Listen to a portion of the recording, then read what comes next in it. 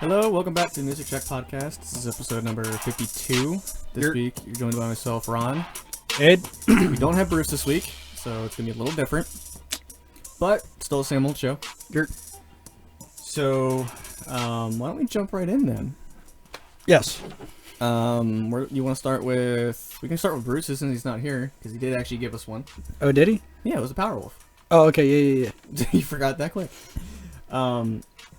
So... Powerwolf dropped a new record called, one second, called Call of the Wild. It's good. I mean, it's power metal. Basically, it's your to the T power metal. But there's a lot of fun melodies. There's a lot of fun rhythms. So it's kind of, it outlies a little bit in that regard, and I like it for that for those reasons. But yeah, otherwise it's a solid 11-track power metal album. There's more to it than that, because there's technically there's two other sets of tracks that are, one of them is an orchestral version of this record, and then the other set is a featured version of an album that they've done previously. So in 2018, they did a record called The Sacrament of Sin. And then in 2020, they did an orchestral version of that called The Symphony of Sin. And then on Call of the Wild Deluxe, there is a set of all of those songs with just features from different artists. Bjorn Street is on one of them, so I'm kind of curious. But yeah, so there's that as well. But like the main actual set is what's for Call of the Wild. Yeah, I'm actually trying to pull that up now because I do have a comment. Because you went through the orchestral version, right? Yes. So actually, this is good. I actually want to hear about this. So there's a song on that called "Demons Are Girls' Best Friend." It's featuring. I'm so bad at names that Not even gonna bother. not even gonna try. But I noticed. Now this could be just me because like I dabble in screaming. Mm-hmm. The sound that their voice is making, it doesn't sound like their screams are healthy.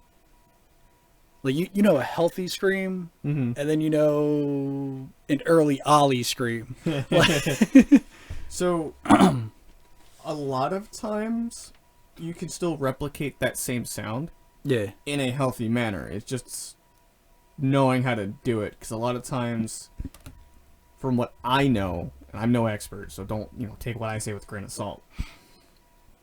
But a lot of those like throaty type of sounds that are kind of higher in register and timbre, you can still do them because it's a lot of forward projection and a lot of nasality, but you can also do it with a fry that has a little bit of vocal tonality to it, just not a lot. So there are ways to do it. It's just they're a little bit more challenging, and they take a little bit more time to grow accustomed to, but it is possible. And I think the feature is actually a woman, so it might be easier for her to hit those notes. It might be. If that's the case, I don't actually know. Just based off the name. Yeah. We can move on Sure. to some death/black metal. Kick it up a little bit. Oh my god, dude. Ophidian 1. Yes. I love this. It's more instrumental than it is anything else, but I'm okay with that. Like the vocals are accents. I think that's why I enjoyed it. Although what I didn't like about it was the way that his voice would wind up being just smothered behind the drums and the guitars. So I'm like listening, trying to figure out what he's saying, even though most of it's so. The record's called Desolate, by the way. Yes, Desolate. But Yeah. Overall, the fucking drum work and guitar work is insane. I don't know how they play so fast. I have my theories. I have my theories, but I'm not going to say them here because part of the reason why we can't get on Pandora is because of the things that I say regarding my theories. Yeah, the speed and precision these guys have when it comes to this type of music is insane. And I especially with the drums, I feel, because it's easy. It's quite easy to fall out of rhythm when you're doing a bunch of rolls that long. Yeah. And it's quite easy to screw up your tempo as well.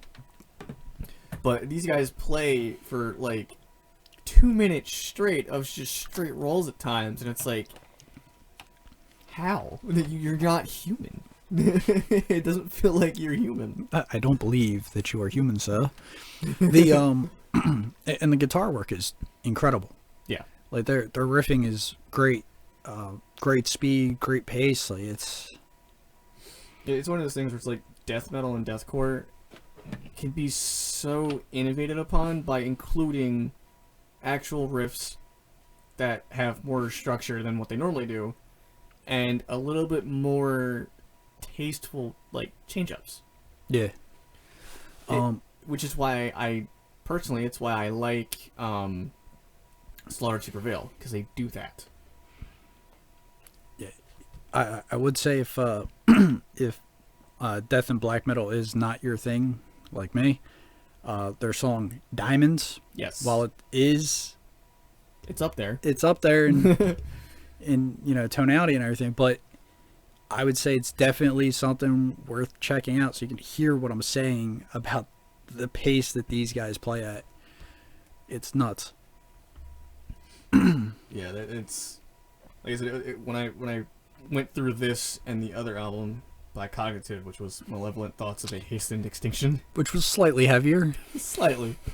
It's like, again, it's like why I said to you, how heavy do you want the record to be that I'm going to give you guys? Because I found both to be very well done in terms of what they were going for, and Cognitive, the pure visceral like tone that they just have with the guitars and everything, and just it was good, and it was I love that. And they still had some fun like elements where it was it was bouncy, it was rhythmic, it was a nice change up from just like the constant blasts. Yes. So it's that's why I asked. Like I said earlier, there are technically 2 songs that are title tracks on Cognitive's record, because the record's called Malevolent Thoughts of a Hastened Extinction. There's a song called Malevolent Thoughts, and there's another one at the very end called Of a Hastened Extinction. So they break it up. I thought it was pretty cool. But yeah, that's the featured one, Desolate by Ophidian one. That is very, very well done for it being death metal and deathcore. Like there's something about it. I have it saved to my library, which is not something I do with anything in that in that realm. No. Unless it's Osaya. Oh yeah, that was a good one too. Yes, true. Yeah, no, I stand corrected. Oh, I have an EP that I didn't give you guys either because it was August Burns Red and Fit for a King. Yes. Briefly went through it with Guardians of the Path. Oh my god! They basically took 2 songs from either group and just featured the other vocalist. Okay. But it's so well done, and it's nice to hear the 2 different tonalities of screams on the different songs. Like they're the same genre, but you can tell who's who, and you can tell the vocalists apart. So it's nice to hear the yin and yang situation there, where it's just like you have what you're used to, and then hearing it in a different voice tone on either one, and it's great. Yeah, I seen this. I seen Fit for a King, and I said, "Oh, gotta listen to it." And here it's them and ABR doing a collaboration, and it's phenomenal. Yeah. So that was great. But I didn't give it to you guys because A, it was an EP of 4 songs, and B, it's songs that have been previously released just featuring the respective vocalists. Re-recordings. Basically. So that's why I didn't give it to you guys. Anyway. Moving on to something a little lighter. Just completely flip it.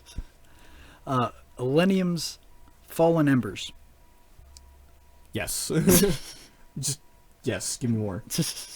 Yeah, it's fucking 14 songs of brilliance. And it doesn't feel like 14. No. Which is what I love about it. And you one of the things I love about it. And you want more when it's over. Yeah. Which, for a 54-minute album, it's rare you ever say that.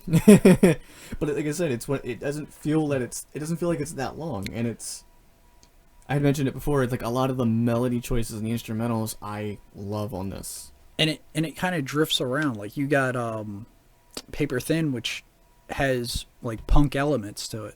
Well, that's because it has the Blink-182. Yeah, and I believe it's kill me because I can't remember his name. So I'm looking at it real quick. That's where is it? Is it Paper Thin? It's Tom DeLonge.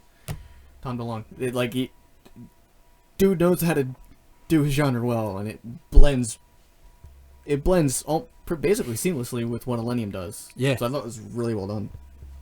Same thing with Losing Patience, where he's featuring Nothing Nowhere. Yes. Oh, I saw that. I was looking through the track listing and I saw that. I actually smiled. I'm like, yes, this exists. We highlighted his album early this year. God, that's still a great album too. It is.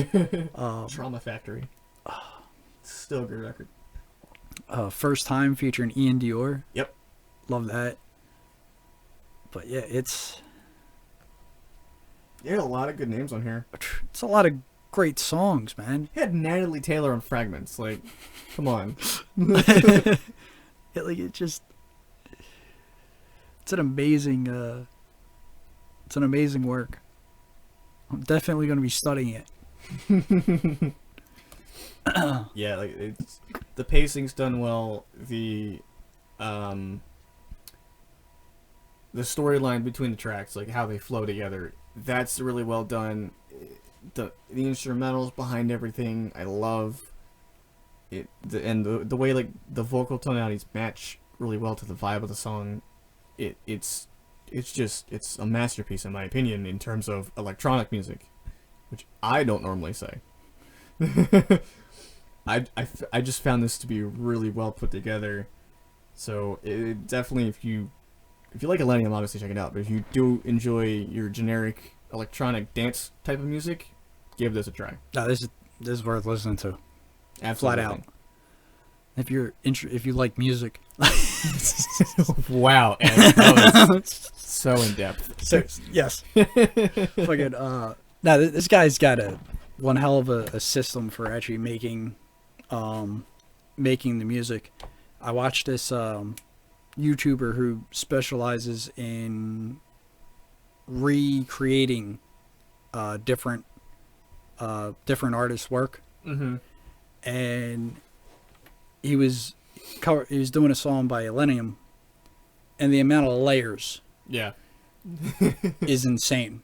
Like, and it's funny because he's like, here's your standard chord progression. Here's what a lot of your top notch chord progression things look like, and I'm like, wow, that looks very complex. Yep. And then he's like, and this is Illenium. I'm like, here's just what Illenium does. And then you hit play, and I'm like, oh yeah, I know that song. Oh shit. Yeah, like his setup, the way he does it is just, it's nuts. But it works. It's highly complex and great at the same time. Which are not always true equals, but No. in this case it is. Oh man. So yeah, and then I threw out a single, which was the new Slaughter to Prevail song, which was Zavali Abalo. If you look it up on YouTube, it's titled Berserk Zavali Abalos, and it's an anime, like, sequence basically to so it's like an AMV almost. So I assume it's about like it's inspired by the anime Berserk. But yeah, no, it's very different from what they've been doing and from what their previous record sounds like. It's very different than Misery's Sermon and the other 3 singles they've put out for the upcoming record. It's not my favorite out of the 4. I still think Baba Yaga is my favorite out of the 4. I think just because of the pure like influence of nu metal. Oh, there's influence of nu metal on this. Oh, there is, but I think it like the opening riffage gave me like zombie vibe, like Rob Zombie, like early Rob Zombie vibes. Like White Zombie vibes would be actually the correct terminology. And then the song breaks into like heavy nu metal. Mm-hmm. And then there's a nice little drum break where it emphasizes Alex, and then the drums are backing him, and then the guitars kick back in after that. And it's a nice like blend like of here's brutality, here's a break, brutality, here's a break. So yeah, I definitely think it's the most unique out of the 4 still. But I think Baba Yaga is still up there, and I think Baba Yaga more so because of the catchiness and the hookiness, like the catchiness of the chorus. Because the way he does the cleans and then leans into the Russian growl, it's like I just think that works better as like a connection for me. But still great. I don't remember when this is supposed to come out. Oh, that's coming up. Yeah? That comes out in August. Oh, okay. So you will be getting it. Sorry to hear it. You guys will be getting that one. They're, what is it? I think that's all of my singles that I had. Gotcha. I did, there's another album that came out. I'm bringing it up because, one, it's the second posthumous album for Pop Smoke. 2, there's something that Pusha T said that drew up controversy because he said Tyler's got the got the best out, got the album of the year for now. Pop drops soon. I see platinum in the air, and he said something about his album's coming. Which I'm excited for that because I'm a fan of Push. But he doesn't necessarily. What I think is funny about Push when he's rapping, when he points the finger at himself, he doesn't say, "I'm gonna be I got the album of the year." He goes, "The trappers are watching." I don't know if that let me find the exact quote, but it was on television, waiting for it to load. That's kind of interesting how he doesn't gas himself up. Yeah, because that's what rappers do, though. That's what right. They're supposed to do. They're supposed to gas themselves up. That's what I'm saying. He's not gassing himself to the top, and he's just kind of yeah, it's gonna be good. But that's why. All right, so look, Tyler got the album of the year now. All right, but Pop about the drop. I see platinum in the clouds. Now Push about the drop. So real trap is stick around. Okay. So it's instead of gassing up his new album, he's just yeah. It's almost like he's taking a shot at himself. Yeah, almost. But that's what I like about Push, man. He's different. Yeah, he's not like the other rappers. It's almost like a good thing to know where you stand, because you can put out good stuff regardless and not hit, number 1 or be in the top prevalent things. And to understand that is actually good. I think it's good to be comfortable with, because there's a lot of people who've tried to mimic Drake. Right. And the only people we can name that do Drake style is Drake. I think the only person who's been successfully mimicked has been Future. Okay. Like, a lot of people have mimicked Future, and a lot of people have had success. So, off of kind of stealing, well, not really, mimicking Future sound. That actually brings me to something T-Pain said. Oh, That's okay. gotten some flack lately. He was on his own podcast, freaked out about rappers trying to mimic Lil Baby and the Baby. Mm-hmm. He's like, we got two people named Lil Baby and the Baby already making that stuff. Go make your own. Like, I mean, he's got a point. He's got a point. Yeah. That's how you make it. Is you find your own sound. I mean, he definitely made it off of his own sound. Got clowned by one of his idols because of it. Right. Like, well, not actually clowned it. It was blatant disrespect. He was on another podcast and sat there and said that he'll never forget being on a plane, and I believe it was Usher, sat there and had a flight attendant stewardess grab T-Pain Mm-hmm. and bring him to him, and he told him that he ruined music. Wow. Like, that has to be like the hardest thing to deal with, because he like idolized the guy. Right. It's also got to be an eye opener at the same time. It's like, yeah, you've idolized this person, and you've made success, but they don't like the way you've done it. So it's like, okay, now you've opened my eyes to that. Not everybody can be held up on a pedestal like that. But he sat there and he said that it actually changed him. He actually went to a vocal coach. Mm-hmm. He sat there. He stopped smoking because of what that does to your vocals. Oh, of course. And yeah, he's a better singer today than he was when he came into the industry. Right. With all the auto-tune. But now he streams on Twitch. Yeah. And he's actually quite successful at it. I actually watched the interview he did with DJ Paul. Yeah. Yeah, that was entertaining. No, he does quite well as a streamer, honestly. Like, I've tuned into a couple of his streams just to see what it's like. He's entertaining. Oh, very entertaining. He's very entertaining. He's fucking hilarious. So it works out for him. Yeah. I think it's great. Like, yeah, no, like, if you're gonna make music, you can have inspiration. Obviously, look at A7X. Heavy inspiration from Metallica. Oh yeah. But they still have their own sound.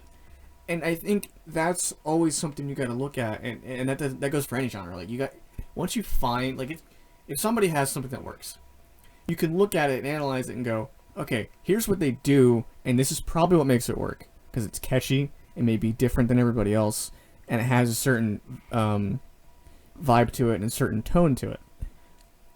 You can play off of that, because copying it directly isn't always going to be a surefire way to get you to the top. You may have an outlier with like one or two songs, but it's not going to be, somebody's recipe is not always going to be yours. Which is why in cooking, when you look at recipes, not everybody can make the same thing. Mm-hmm. You can go up the same recipe, but somebody's will always be different in some fashion. Same thing goes for music. Yeah. That's because people don't know how to follow fucking directions. Okay. You have no room to talk. What do you mean? Really. Anyway.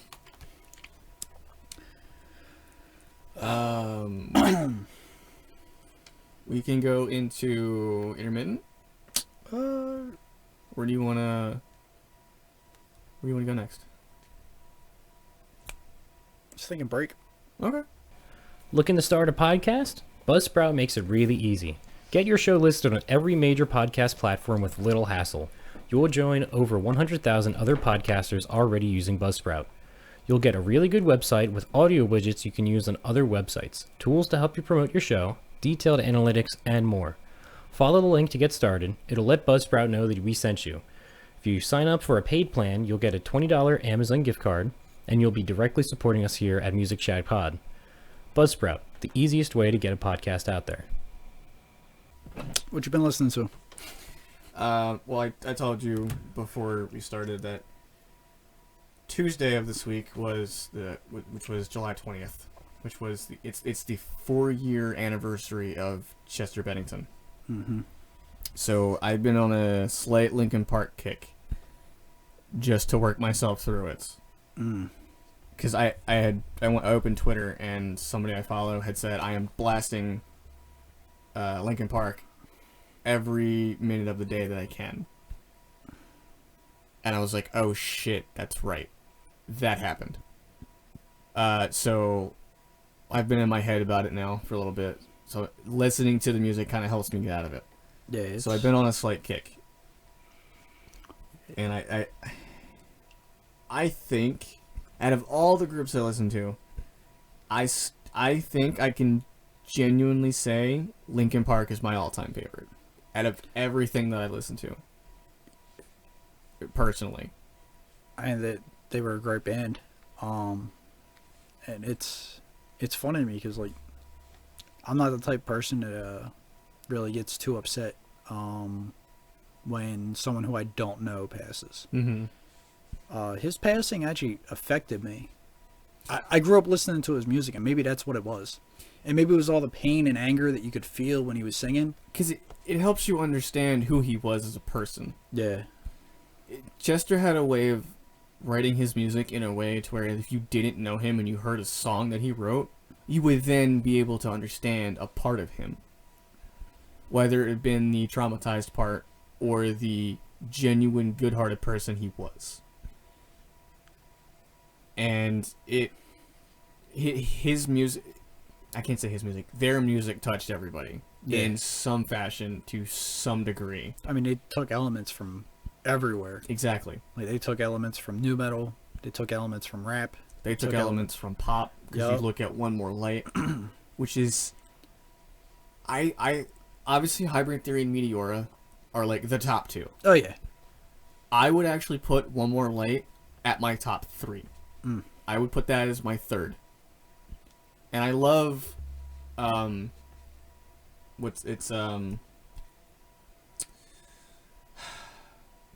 can't I think of it? I know the name of it too, and I can't think of it. It's the one with Burn It Down. I'm gonna look, and I hate myself that I can't remember the name of this record. I got you.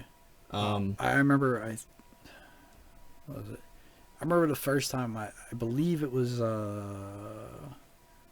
Was it Hybrid Theory? what the fuck is it? No, it was the other one. Living Things. That's what it's called. I love that one. Like, that's great pacing, great everything. But I would put One More Light above that. Gotcha. Shit. What was it? Meteora, or how you pronounce it? Meteora. Yeah, okay, so I pronounced it right. All right. Yeah. I remember the first time I listened through the album, and it's not here. Maybe it was on the other one. What's the song? The one where they just let Mr. Han just... That's Cure for the Itch, and that is on Hybrid Theory. Hybrid Theory, yeah. The first time I heard that, I was like, what the... What? What? All right, guys, we got a brand new guest for you here tonight. And, like, he works the decks, man. Oh, my God, jeez. Yeah. Like, I was like, okay, was not expecting this, but okay, I fucks with this. Yep. It's amazing. And then on Meteora, you have Session, which is him and the drummer just popping off, and it's an instrumental piece. They seem to have had one song like that pretty much on every like early release except for Minutes to Midnight, I think. Because Living Things had Tinfoil, which was shorter. Yeah, one of the things I liked as Linkin Park grew as a group, their music became better at touching emotions. Yep. Like, you'd listen, like, some of the like last stuff they put out, like you could feel it, like internally. You're like, what the fuck? Well, especially the One More Lights title track. Like, I was listening to it on my way home, and my body had chills. Like, I actually had chills running through me, and I was actually trying to keep myself from full on like crying. Yeah, that's Like, what I'm saying. Like, a fun fact: "Good Goodbye" actually features Pusha T. Funny enough. we're listening to it after the pod. But yeah, no, like it's that's a kick that I've been on as of like this week, Gotcha. mostly because of that. And like I said, for me, I think I could actually call them my genuine, definitive, most favorite group that I listen to. And I listen to Hollywood Undead. I listen to I Prevail, Wage War, A7X, Disturbed, Breaking Benjamin, all of these like big names, and I think Linkin Park just sits at number 1, and I don't think they can ever be unseated from that for me. I mean, it's hard to place an argument against them. Like, It really is. Like they started up at a time where men singing about not being okay, eventually, like, it wasn't seen as being an okay thing, and Yeah. they changed that entirely. I feel like they set the precedent for like saying, "Hey, I'm not okay, and here's why. Here's what I'm feeling." And it changed how we perceive it. yeah. And now a lot of the music today is people just, you know, Citizen Soldier. opening up. Citizen Soldier is a very, very good example of a group that does this. Which is why I will not share that group with you guys. Because it's a genuine cry for help Gotcha. for anybody who listens to it, I feel. They actually just dropped a song recently too, which Yeah. I have not heard yet. I did not play through it yet, and I already saved it. We'll listen to it after the pod. Like, I already saved it, and like, I know it's gonna be good. So yeah, that's where I've been. Okay. Where have you been, Ed? I've ran through Illenium's album more times than any human being should. Within a given week. Yeah. Yeah. You're welcome for the streams, Illenium. I might actually wind up buying it, so anyway. Yeah, it's good. But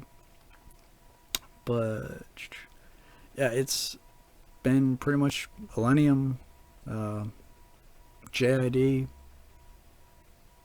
Not really too many musicians I've been listening to. I've been pretty much listening to a lot of podcasts. Mm-hmm. There's this one guy. He's a beat maker / producer, engineer, blah blah blah. I could name his Everything. I could name the hats he wears for days. I find him inspiring to listen to. Mm-hmm. And he talks about mental health and things of that nature. So it's always great to tune into his podcast. But outside of that, yeah. Let's see. We can move on. Yes, we Got could. nothing else to add, so we can go into. We touched upon a little bit of news with the whole Pusha T thing. Yeah. Is there any more you wanted to share? Pusha T and Pain. That's it. No, that's Alright. it. So we can then go into upcomings. If you'd like to go to that next. We can. Hopefully Hip Hop DX has more than one album. Hopefully I have more than 3. I think I do. Alright, let me try to reload the site. This is edit point. Well, I do have more than 3. Okay.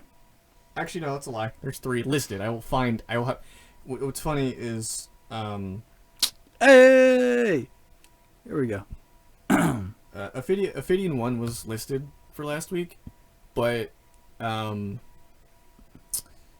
Cognitive was not. I kind of just went through Apple's like new releases for metal, and I saw a couple things on there that looked interesting, which is how I found it.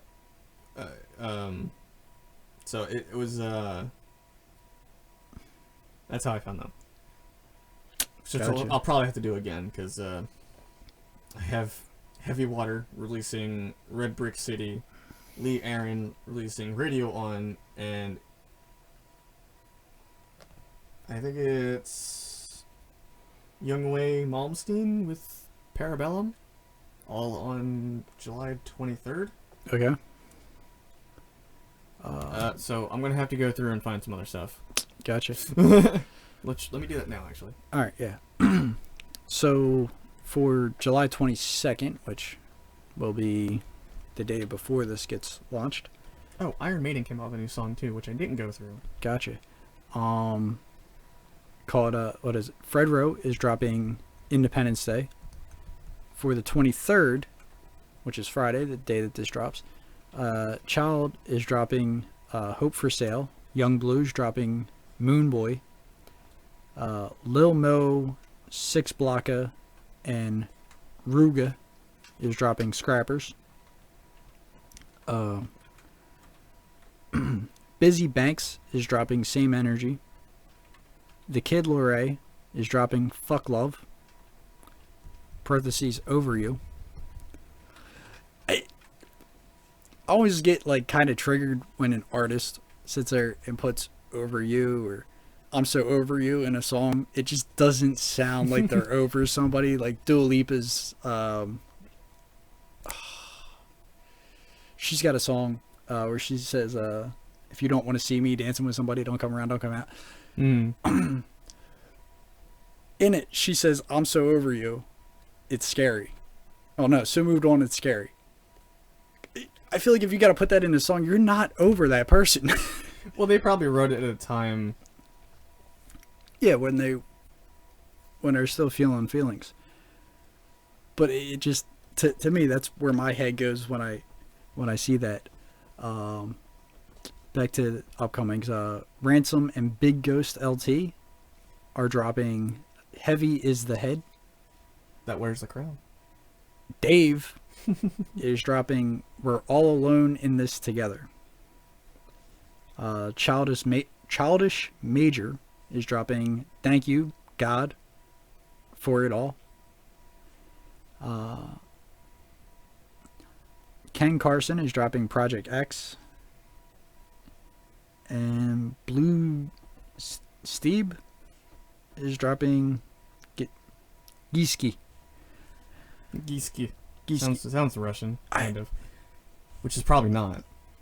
Sometimes I regret like I was planning on like stopping at that point, but I was like, no, I already said his name. Now I gotta butcher his album. So I found another one. All right. Sleepwaker is coming out with Alias on July 23rd as well. Right. Iron Maiden's actually dropping an album in September.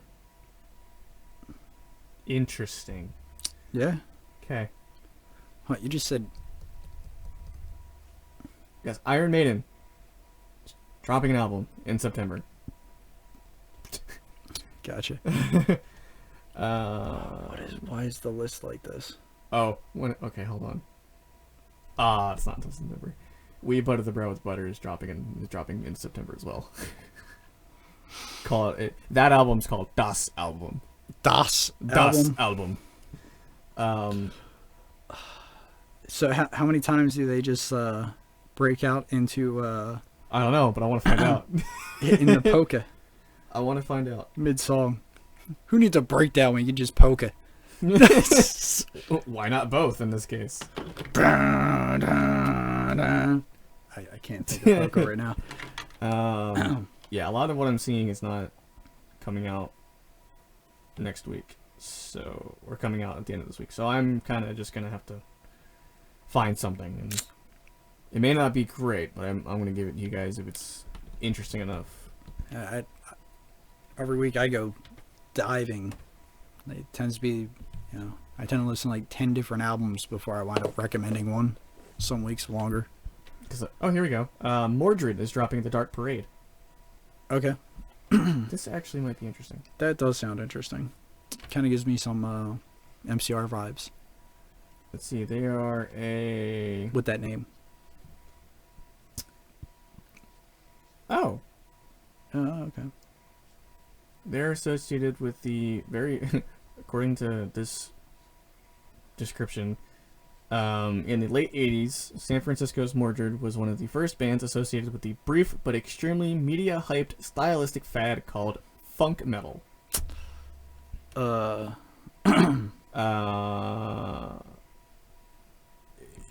It seems to be blended with thrash, Okay. but because there's just a funk attribute to it. Which I guess, based on the album art, kind of makes sense. So I'll check that one out, I guess. D. Snyder. Ooh. That's July 30th. Yeah, a lot of these I'm seeing are for either for July or like early August. Gotcha. Like either July 30th or early August. So there's going to be a lot more coming, but for what's coming this week, from what I'm seeing, there's not a whole lot. Gotcha. So I guess we could take a look at the charts. Sure. Let me get mine pulled up. All right. Number 1 is BTS, which is up from 2. Mhm. Number 2 is Olivia Rodrigo, who was number 1 last week. Number 3 is still Doja Cat. Number 4 is still The Weeknd. Up to number 5 from 13 is Justin Bieber. Wow. Yeah. Okay. Up to number 6 from 34 last week, Post Malone. Hey. He's cooking some big things. Down to number 7 from 6 is Luke Combs. Up to number 8 from 10 is Ed Sheridan. Still at number 9 is Dua Lipa. And down to number 10 from 5 is Lil Baby. Wow, what a drop. Yeah. 5-spot drop. Yeah, that's odd. I mean, huge climb for Post, though. Jeez. Yeah, really. What did he drop? He dropped a song, I think, last week. Yeah. Or Okay. a week before, like a couple weeks ago, maybe. Yeah, and it was a couple of weeks ago. He dropped Motley Crue or something. Yeah, and I like it personally. I think it's great. I think it's good, but I'm ready for that album. He just now takes a flight. It takes a little bit. I'm waiting for that album to come out. I don't know when. I know he's working on it, and I'm ready for it. All right. He's actually featured on a lot of stuff this year, so that could be part of it. That could be as well.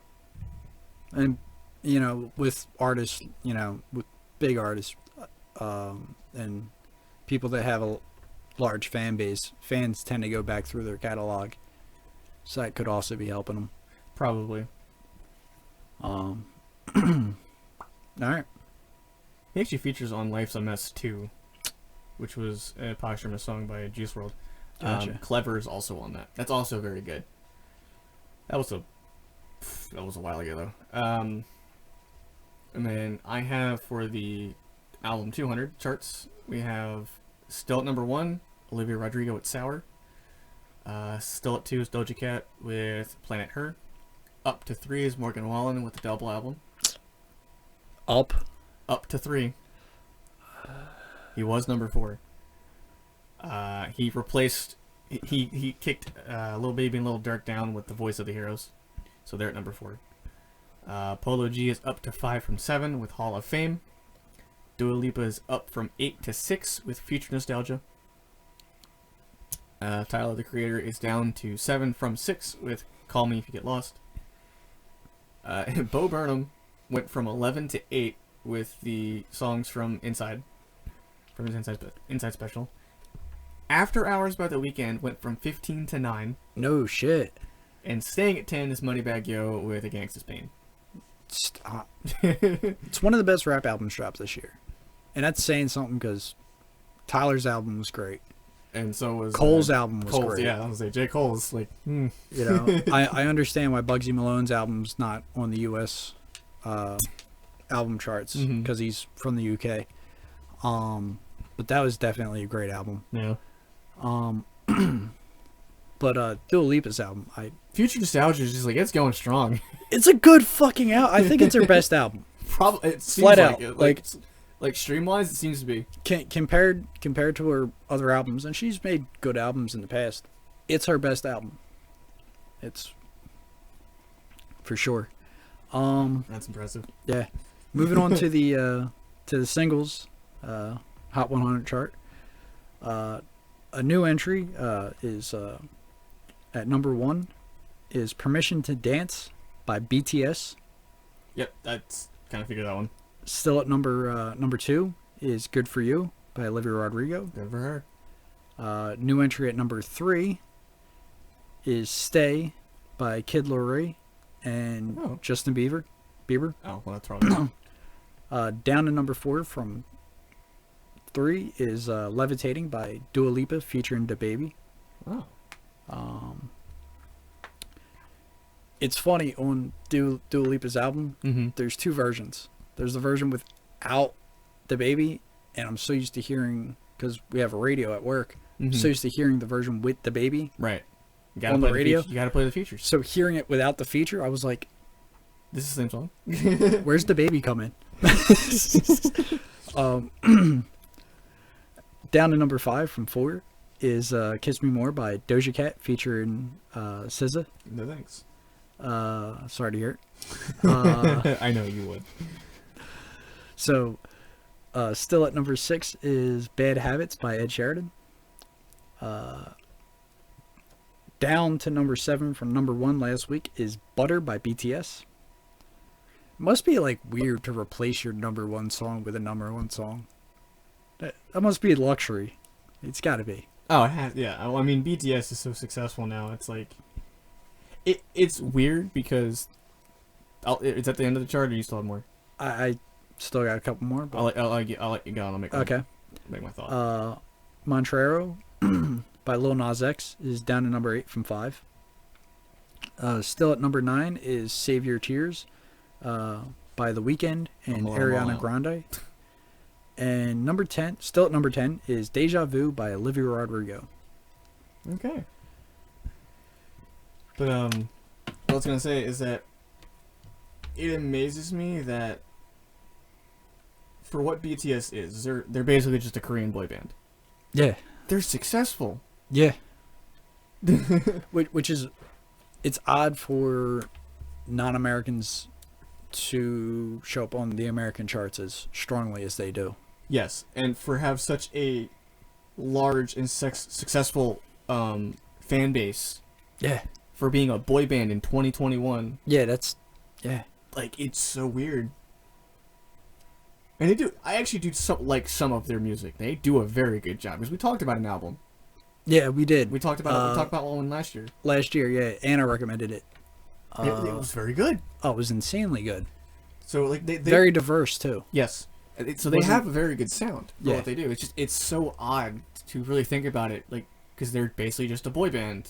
Yeah. And they're successful in 2021. Yeah. And not the 90s or the 80s. Yeah. Boy bands died in the 90s. Like, exactly. Hold on, you wanted to be what now? They got boy bands died in the 90s and got replaced by post-grunge punk rock. Yeah. Well, no. Yeah, it was because that's when that took off. Yeah, I was thinking grunge, and I'm like, oh, nah, grunge was 90s, and then you said I didn't catch the post. Yeah. My mind. Post-grunge punk rock started in the mid late 90s, and it kind of just took off from there. Yeah, I have visual and mental dyslexia. It's okay. I see things backwards and I hear things backwards. That must be a trip. Oh. It's even better when All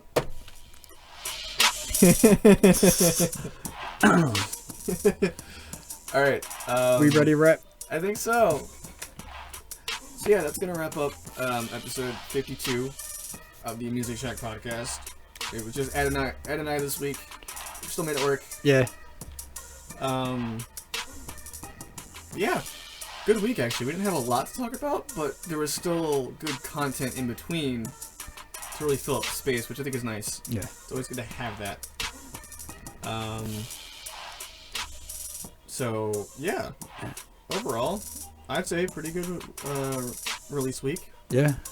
A lot of good feature stuff that we wanted to bring up. And I guess we'll see you guys next week for episode 53. Yeah. Remember to follow us on Twitter at Music Shack Pod. That way you can keep up to date with when we release an episode. And I'm gonna talk to Bruce because we might be able to start doing if we garner enough follows over there, what we could do is like put polls up. Okay. Like, hey, what's your, like, out of these 4 groups, who's your go-to? Or like, we could have like a thread, make it sweet, and to have an open thread where like, hey, give us some of your favorite intermittent listenings, or something like that. So I'm gonna talk to him, see if we can get that going. Yeah, that'd be sick to have that going. Because if we can get some traction over there with followers, I think that would be a good idea. No, it'd be a great idea. So, and yeah, as always, player, one love, mosh and rave responsibly. And I'm serious about the responsible part. I mean, COVID is on the rise in certain countries and certain areas of, America even. So, just, Be safe. party responsibly. Have fun, be safe, and see you guys next week, and enjoy the noise.